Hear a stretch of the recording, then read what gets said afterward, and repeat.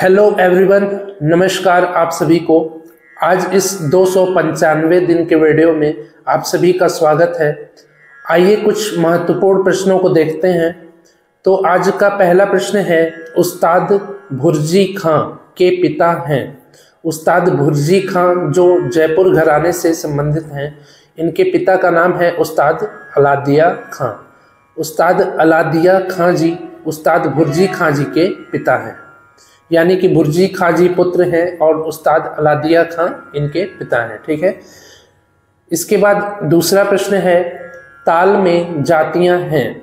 ताल में 5 जातियां हैं जिनके नाम हैं चतुस्र, तिस्र, मिश्र, खंड और संकीर्ण। चतुस्र, तिस्र, मिश्र, खंड, संकीर्ण, ये ताल की 5 जातियों के नाम हैं। तीसरा प्रश्न है, षाड़व जाति में स्वर होते हैं। षाड़व जाति में स्वर होते हैं 6 स्वर। औड़व जाति में 5 स्वर, षाड़व जाति में 6 स्वर और संपूर्ण जाति में 7 स्वर होते हैं। ठीक है। तो षाड़व जाति यहाँ पर पूछा है, इसलिए इसमें 6 स्वर सही आंसर है। चौथा प्रश्न है, भरत जी की 4 मूर्छना भेदों के नाम हैं। भरत जी ने 4 मूर्छना भेदों के नाम बताए हैं, जो है पूर्णा, औड़वीकृता, षाड्वीकृता और साधारणीकृता। पूर्णा, औड़वीकृता, षाड्वीकृता और साधारणीकृता, ये भरत जी की 4 मूर्छनाओं के नाम हैं। ठीक है। ये बहुत ही महत्वपूर्ण प्रश्न है, जो हो सकता है आने वाले परीक्षाओं में अवश्य ही पूछे जाए। तो इन प्रश्नों के जो उत्तर हैं, आप इसको अच्छे से याद कर लीजिए, रट लीजिए। ठीक है। इसके बाद 5वां प्रश्न है, सितार वादन का क्रम है। सितार वादन का क्रम है आलाप, जोड़, झाला, गत। यानी कि वादन जो किया जाता है सितार में, उसमें सबसे पहले आलाप, फिर जोड़, फिर झाला और लास्ट में गतों को बजाया जाता है। इसके बाद 6वां प्रश्न है, सितार पर वादन करते समय हस्त की मुद्रा होती है। सितार पर वादन करते हैं तो आपके दोनों हाथों की जो मुद्रा होती है वो नाग के फन के समान होती है, यानी कि मुड़ी हुई, जैसे नाग होता है फन अपना निकालते हुए दिखता है आपको, वैसे ही आपके हाथ की मुद्रा भी होती है सितार वाद्य को बजाते समय। इसके बाद 7वां प्रश्न है, खमाज थाट का राग है। खमाज थाट का राग है तिलक कामोद राग।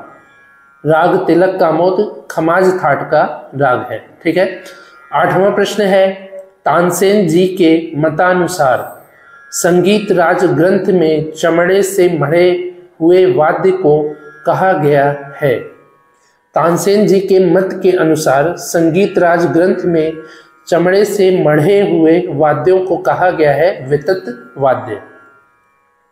वैसे वितत वाद्य जो होते हैं वो तार वाद्यों में आते हैं और चमड़े से मढ़े हुए वाद्यों को अवनद वाद्य कहते हैं, पर संगीत राज ग्रंथ में तानसेन जी के मत के अनुसार जो वितत वाद्य हैं वो चमड़े से मढ़े हुए वाद्य कहे गए हैं। ठीक है। इसके बाद 9वां प्रश्न है, तत्वाद्यों को बजाया जाता है। तत्वाद्यों को बजाया जाता है मिजराब, नख, प्लेट्रम या कोण और पिक की सहायता से।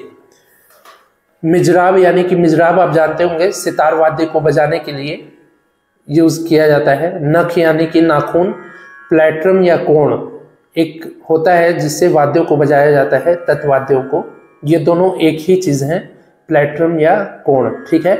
और पिक जो गिटार को बजाया जाता है, प्लास्टिक का होता है त्रिभुज के आकार का, उसको पिक कहते हैं। पिक या शायद पिकू कहते हैं कि पिक ही कहते हैं, उसकी सहायता से गिटार को बजाया जाता है। तो तत्वाद्य में गिटार भी आता है, इसलिए तत्वाद्यों को बजाया जाता है मिजराब, नख, प्लेट्रम या कोण और पिक की सहायता से। इसके बाद 10वां प्रश्न है, वितत वाद्यों को बजाया जाता है। वितत वाद्य यानी कि जिसको गज से, बो से, ईशिका से, कमानी की सहायता से बजाया जाता है, उसको वितत वाद्य कहते हैं। ठीक है। इसके बाद 11वां प्रश्न है, वर्षा ऋतु का राग है। वर्षा ऋतु का राग है गौड़ मल्हार राग। मल्हार अंग के रागों को वर्षा ऋतु में ही गाया जाता है, तो उसमें से एक राग है गौड़ मल्हार राग जो वर्षा ऋतु में गाया जाता है। ठीक है। 12वां प्रश्न है सारंगी को बजाते हैं। सारंगी को बजाते हैं गज की सहायता से।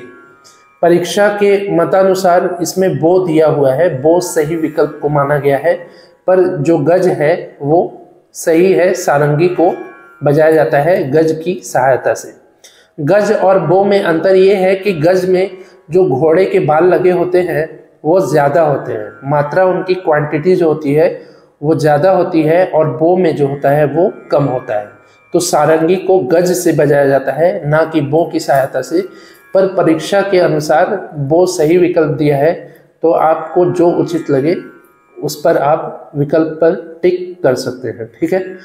इसके बाद 13वां प्रश्न है औड़व जाति का राग है।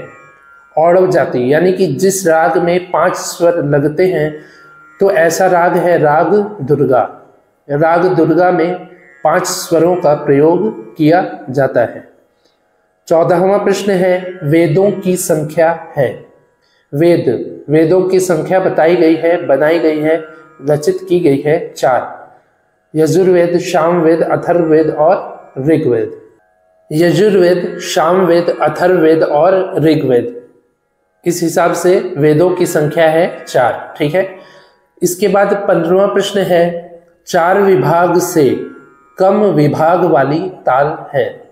तो 4 विभाग से कम विभाग वाली ताल है दादरा ताल। दादरा ताल में केवल 2 विभाग ही होते हैं, जिसमें पहले विभाग में धा धी ना 3 स्वर आते हैं और दूसरे विभाग में धा तू ना 3 स्वर आते हैं। दादरा ताल 6 मात्रा की ताल है और इसमें 2 विभाग आते हैं।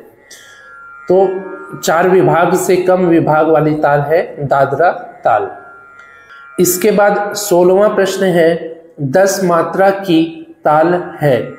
10 मात्रा की ताल है झप ताल। झप ताल 10 मात्रा की ताल है। 17वां प्रश्न है 10 मात्रा के ताल की आड़ आएगी। 10 मात्रा के ताल की आड़ आएगी 6 सही 2/3 मात्रा में। 6 मात्रा में और 7वें मात्रा के 2/3वें भाग में 10 मात्रा के ताल की आड़ या झप ताल की आड़ जो है वो आएगी। इसके बाद 18वां प्रश्न है रे व ध स्वर की श्रुतियां हैं। ऋषभ व धैवत स्वर की श्रुतियां हैं 3-3 श्रुति। 4-3-2 4-4-3-2 आपने पढ़ा होगा। श्रुतियों का जो क्रम विभाजित किया गया है, तो इस हिसाब से ऋषभ और धैवत स्वर की जो श्रुतियां हैं वो 3-3 श्रुतियों का ये स्वर है। ठीक है। इसके बाद 19वां प्रश्न है पंडित वेंकटमुखी ने रचना की है। पंडित वेंकटमुखी जी ने रचना की है 72 मेलों की। जैसे उत्तर भारतीय संगीत में 10 थाट हैं, वैसे ही दक्षिण भारतीय संगीत में 72 मेल बताए गए हैं पंडित वेंकटमुखी जी के द्वारा। आखिरी प्रश्न है संगीत दर्पण ग्रंथ के लेखक हैं। संगीत दर्पण ग्रंथ के लेखक हैं पंडित दामोदर मिश्र जी। दामोदर मिश्र जी संगीत दर्पण ग्रंथ के लेखक हैं। ठीक है। तो ये हो गए आज के 20 महत्वपूर्ण प्रश्न। आज मैंने 295 दिन के वीडियो के माध्यम से आपको इन महत्वपूर्ण 20 प्रश्नों से अवगत कराया हूँ। इससे पहले मैंने ऐसे ही 294 वीडियोस में 20-20 महत्वपूर्ण प्रश्नों को बताया है, जो भूतपूर्व NET JRF, KVS, NVS, TGT, PGT की परीक्षाओं में पूछे गए प्रश्न मैंने उसमें बताए हैं। तो यदि आपने उन सभी महत्वपूर्ण वीडियोस को अभी तक नहीं देखा है, तो आप डिस्क्रिप्शन में दिए हुए लिंक के माध्यम से उन सभी महत्वपूर्ण वीडियोस को एक बार अवश्य ही देख लीजिए। ठीक है। तो मिलते हैं ऐसे ही अगले नए वीडियो में। तब तक के लिए नमस्कार, धन्यवाद।